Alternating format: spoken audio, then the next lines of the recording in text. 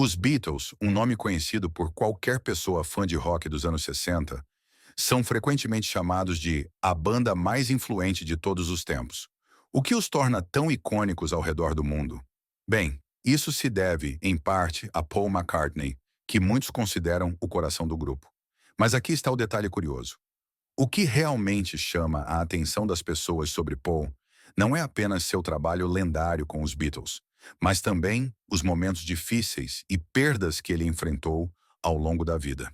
Neste vídeo, vamos esclarecer alguns dos mistérios em torno da jornada de Paul McCartney. Vamos dar uma olhada nos primeiros anos de Paul. Quando ele tinha apenas 14 anos, uma tragédia atingiu sua família em 1956. Sua mãe faleceu de câncer de mama, o que foi um enorme golpe para ele.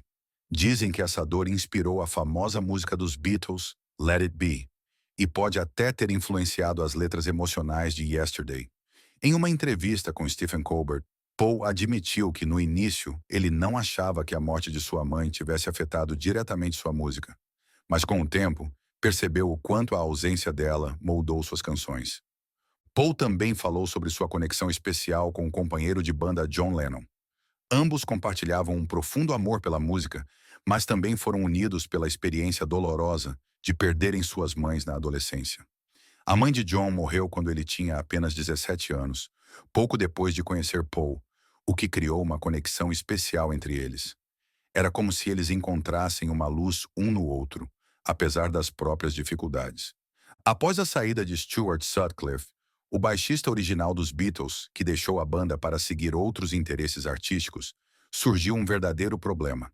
Eles precisavam de um substituto. Segundo o Ultimate Classic Rock, em 1960, eles tentaram preencher a vaga de Stewart com Chas Newby, mas ele não permaneceu por muito tempo. Isso deixou Paul em uma posição delicada.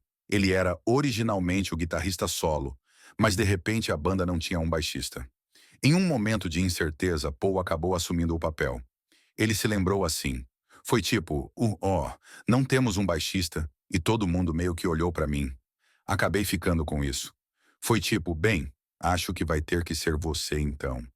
Não acho que você veria John fazendo isso. Assim, Paul passou de guitarrista solo a baixista, marcando uma grande mudança na formação da banda. E ninguém poderia prever como essa mudança moldaria o som futuro dos Beatles. Paul McCartney continuou a se adaptar conforme os Beatles evoluíam. Quando sua guitarra parou de funcionar, ele não hesitou em pegar o piano, abraçando o fato de que as coisas estavam mudando. A essa altura, Paul já havia aceitado completamente seu papel como baixista da banda.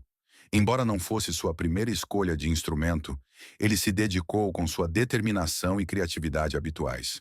Sua capacidade de adaptação não passou despercebida. A Rolling Stone até o classificou em 9º lugar em sua lista dos 50 maiores baixistas de todos os tempos, um reconhecimento bem merecido de sua habilidade. À medida que a carreira dos Beatles progredia, John Lennon se tornou o líder carismático da banda. Mas em meados dos anos 1960, algo começou a mudar, e o equilíbrio de poder passou sutilmente para as mãos de Paul. Com essa nova liderança, a banda atingiu novos patamares, mas também gerou tensões dentro do grupo. Essa mudança começou em 1964, quando Paul deu um passo ousado ao se afastar de sua parceria de composição com John. Ele escreveu Can't Buy Me Love, que acabou no próximo álbum. Essa competição musical tornou-se uma característica definidora de sua relação criativa durante o restante da década. Sempre que Paul escrevia um sucesso como Yesterday, John respondia com uma obra-prima como Strawberry Fields Forever. Paul até brincava que a competição mantinha ambos atentos. Mas, como observado pela Far Out Magazine, essa rivalidade nem sempre agradava a John. O sucesso de Paul às vezes incomodava John, levando a momentos de tensão entre eles. Esse duelo musical amigável, porém intenso, moldou algumas das melhores obras dos Beatles, mas também lançou as bases para os conflitos que eventualmente surgiriam dentro da banda. Nos anos 1960, as dinâmicas criativas dos Beatles começaram a mudar. Com o passar da década, John Lennon começou a sentir que estava perdendo o controle da direção musical da banda. Paul McCartney, no entanto, se destacou de maneira significativa, tornando-se não apenas um compositor poderoso, mas também um instrumentista, arranjador, produtor e o líder musical não oficial da banda. A colaboração estreita que definiu os primeiros dias dos Beatles evoluiu para algo mais complexo, com cada membro afirmando sua própria visão artística. Essa mudança marcou o início de um período mais complicado e, às vezes, tenso para a banda. Em 1966, surgiu um estranho e persistente rumor de que Paul McCartney havia morrido em um acidente de carro e sido secretamente substituído por um sósia. Segundo Ultimate Classic Rock, essa teoria bizarra surgiu enquanto os Beatles trabalhavam em Sgt. Pepper's Lonely Hearts Club Band. O rumor alegava que, em vez de encontrar um novo membro para a banda, os Beatles sobreviventes decidiram continuar com um sósia de McCartney. A Rolling Stone rastreou a origem da história até um misterioso ouvinte que convenceu o DJ Russ Gibb a tocar o White Album ao contrário. O ouvinte afirmou que isso revelaria mensagens ocultas, como Turn Me On, Dead Man, e John Lennon supostamente dizendo I buried Paul. Apesar de McCartney estar muito vivo, o rumor ganhou força, ajudado por supostas pistas nas capas dos álbuns, letras das músicas e até videoclipes dos Beatles.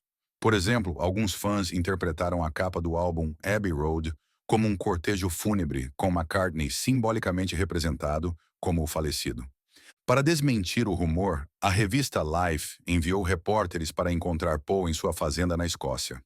A Rolling Stone lembra como McCartney respondeu jogando um balde de água nos jornalistas antes de concordar com uma entrevista e sessão de fotos para esclarecer a história. Mas mesmo depois disso, o mito não morreu. Paul, ou o suposto impostor, continuou enfrentando perguntas sobre o rumor ao longo dos anos. Ele até abordou o tema durante uma aparição em 2009 no Late Show with David Letterman. Mas quando os anos 1960 estavam chegando ao fim, os Beatles enfrentavam tensões internas. A morte de seu empresário Brian Epstein, em 1967, deixou uma enorme lacuna de liderança e expôs as rachaduras no que antes era um grupo unido. Sem a mão firme de Epstein, os Beatles começaram a se desintegrar, preparando o terreno para os desafios que viriam a seguir. Conforme as tensões dentro dos Beatles aumentavam, surgiam desacordos criativos, embora eles tentassem manter as coisas unidas. Em 20 de setembro de 1969, as coisas chegaram ao limite. Apesar dos apelos de seu novo empresário, Alan Klein, para manter a banda unida, John Lennon anunciou a Paul McCartney e ao baterista Ringo Starr que estava deixando o grupo. Isso não foi completamente inesperado, porém. Os Beatles já viviam vidas mais separadas, focando em suas famílias, casamentos e projetos musicais individuais. O envolvimento crescente de John com Yoko Ono deixou claro que ele precisava de espaço para se concentrar em seu relacionamento e em seu próprio trabalho. Paul mais tarde admitiu que, no fundo, todos sabiam que isso estava por vir. Após o anúncio de John, os Beatles tentaram continuar por um tempo, mas o inevitável era claro. Em 10 de abril de 1970, Paul anunciou oficialmente a separação da banda, como relatado pela People. Isso marcou o fim de uma era, e pouco depois, Paul McCartney começou sua carreira solo. Ele lançou seu primeiro álbum solo apenas uma semana após a dissolução dos Beatles. Este álbum, auto-intitulado, marcou o início de uma nova direção artística de Paul, onde ele assumiu o controle total, escrevendo, tocando e produzindo todas as faixas. Na época, as reações foram mistas, mas ao longo dos anos, passou a ser visto como um de seus maiores feitos. O próximo projeto de Paul, Ram, seguiu um caminho semelhante de ceticismo inicial. O Ultimate Classic Rock observa que, embora o álbum tenha sido criticado pelos críticos em 1971, hoje é considerado um dos melhores álbuns pós-Beatles que Paul já fez. Apesar do elogio que recebe agora em sua época, Ram enfrentou críticas duras, com um Pitchfork descrevendo-o como desprezado pelos críticos contemporâneos. Em seguida, veio Wildlife, que marcou o início da colaboração de Paul com sua nova banda, Wings. Diferentemente de seus álbuns solo anteriores, Wildlife não recebeu uma segunda chance dos críticos. A Rolling Stone da época deu uma crítica brutal, chamando-o de fraco musicalmente e impotente liricamente, trivial e sem impacto. Infelizmente, essa avaliação negativa permaneceu, e Wildlife ainda é visto como um dos trabalhos menos impactantes de Paul. Essa foi a trajetória de Paul McCartney, marcada por desafios, adaptações e conquistas, que mudaram o curso da história da música. Enquanto os Quarrymen evoluíam para os Beatles, Lennon e McCartney emergiram como as potências criativas da banda, criando melodias atemporais que cativaram gerações e levaram os Beatles a alturas inimagináveis de fama. No entanto, à medida que a banda enfrentava as intensas pressões do sucesso mundial, começaram a surgir fissuras no vínculo antes inabalável entre Lennon e McCartney. A desintegração dos Beatles marcou o início de um período turbulento para os dois. Cartas agressivas foram trocadas, e a música tornou-se um campo de batalha para seus ressentimentos pessoais. As músicas Too Many People, de McCartney, e How Do You Sleep, de Lennon, tornaram-se símbolos da animosidade que substituiu a colaboração harmoniosa que antes definia sua relação. Em especial as letras de Lennon em How Do You Sleep, com versos como The Only Thing You Did Was Yesterday e Since You've Gone, You're Just Another Day, refletiam a amargura que havia se infiltrado na amizade dos dois. Apesar dessa hostilidade, o tempo eventualmente trouxe reconciliação. As feridas de seus conflitos pessoais e artísticos começaram a cicatrizar, e eles encontraram um terreno comum novamente nos últimos anos de vida de Lennon. Suas conversas afastaram-se do complicado mundo da composição musical e focaram mais nos prazeres simples da vida, como a família e até mesmo a alegria de assar pão. Este novo capítulo, na amizade deles, foi um testemunho do vínculo duradouro que compartilhavam, forjado ao longo de anos de experiências compartilhadas. McCartney mais tarde lembrou que sua última conversa com Lennon antes de sua morte trágica foi marcada por um senso de camaradagem. Eles falaram sobre questões cotidianas, focando na família e na amizade, em vez das velhas disputas artísticas.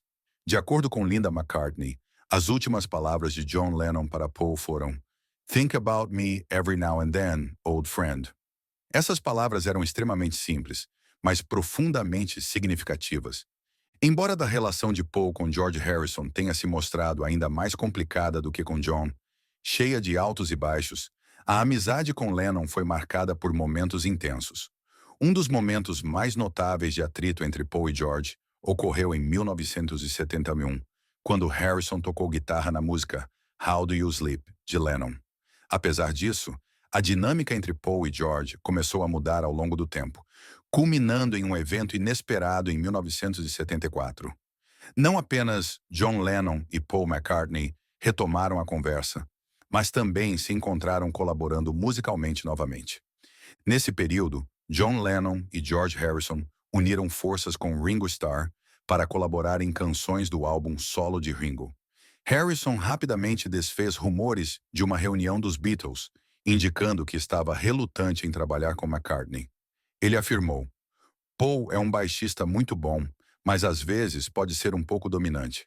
Para ser honesto, eu ficaria muito feliz em entrar em uma banda com John Lennon, mas nunca conseguiria fazer parte de uma banda com Paul McCartney. Harrison frequentemente sentia-se ofuscado pela proeminência de Lennon e McCartney nos Beatles. Segundo o Guardian, as tensões atingiram seu ápice em 1969, quando Harrison deixou o estúdio, e John Lennon sugeriu que Eric Clapton fosse considerado como substituto de Harrison. A hostilidade entre McCartney e Harrison persistiu por anos. De acordo com a Forbes, foi somente em meados da década de 1990 que eles finalmente deixaram suas diferenças de lado e se reuniram temporariamente para uma performance com músicas de seus repertórios. Enquanto os Beatles estavam no final de sua carreira, outro fenômeno musical tomava o mundo, os Jackson 5. Assim como os Beatles nos anos 1960, esta banda familiar, liderada pelo talentoso Michael Jackson, conquistou os corações do público. Nos anos 1980, Michael Jackson já era um astro mundial e iniciou uma fascinante colaboração musical com Paul McCartney, McCartney escreveu Girlfriend, uma música originalmente destinada a Jackson, mas que acabou no álbum London Town dos Wings, em 1978. Posteriormente, Jackson incluiu a música em seu álbum Off the Wall, marcando o início de uma colaboração criativa que resultou em sucessos como The Girl Is Mine, do álbum Thriller, de Jackson, e Say, Say, Say, do álbum Pipes of Peace, de McCartney. No entanto, à medida que a parceria criativa se desenvolvia, surgiu um grande desentendimento sobre os direitos de publicação musical. Após McCartney adquirir os direitos do catálogo de Buddy Holly, ele discutiu a importância dessa posse com Jackson. Porém, em 1985, Jackson surpreendeu McCartney ao adquirir o catálogo dos Beatles, considerado a coleção mais valiosa da indústria da música pop na época. Esse movimento deixou McCartney furioso. Ele desabafou.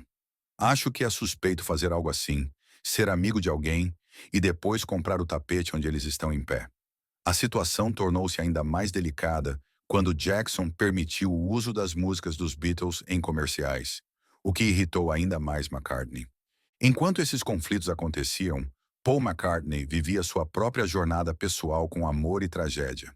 Em 1967, a fotógrafa Linda Eastman teve a oportunidade de fotografar os Beatles, um marco em sua carreira. Antes disso, Linda já era reconhecida por trabalhar com artistas como Bob Dylan, Janis Joplin e Grateful Dead. Durante esse período com os Beatles, Paul notou seu talento artístico e o relacionamento dos dois evoluiu para um amor profundo.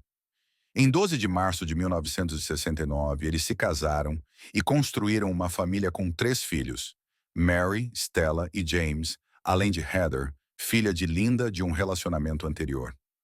Nos anos 1970, Paul e Linda formaram a banda Wings, conciliando a criação dos filhos com as atividades musicais e turnês.